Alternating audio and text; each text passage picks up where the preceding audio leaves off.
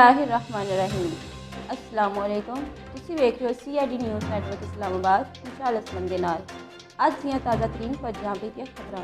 वज़ीर आज़म इमरान खान की ज़ेरे सदारत वफाकी काबीना ने इजलास विच काबीना बराए बराड शीट ते इब्तदाई सिफारिशां पेश कीतियां ने। वफाकी काबीना सिफारिशां दा जायजा लैके खात्मा TORs की मंजूरी दे दी। पाकिस्तान डेमोक्रेटिक मूवमेंट PDM अज इलैक्शन कमीशन के बाहर सियासी कुव्वत का मुजाहरा करनगे। हुकूमत ने रेड जोन विच दाखिले की इजाज़त दे दी है। एहतजाज PTI फंडिंग केस विच पेशरफ दे लई कीता जाएगा।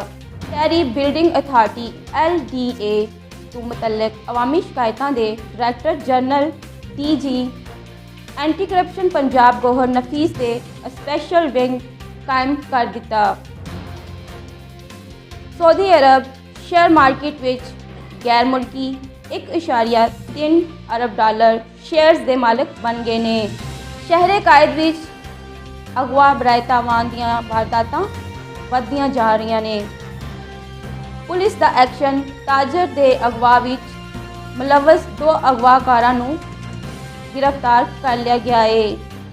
शहरे कायद विच अगवा बराए तावान दीयां वारदातां दिन ब दिन वध रही ने।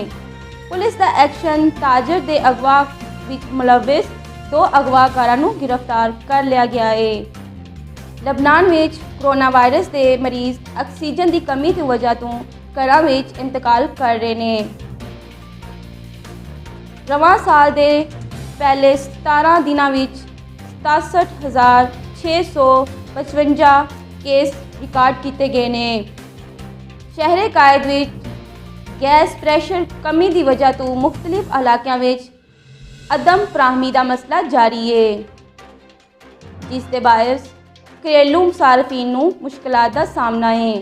कोरोना वायरस की मोहलक वबा ने 24 घंटिया के दौरान मजीद 1800 अफराद नूं अपनी लपेट च लै लिया है।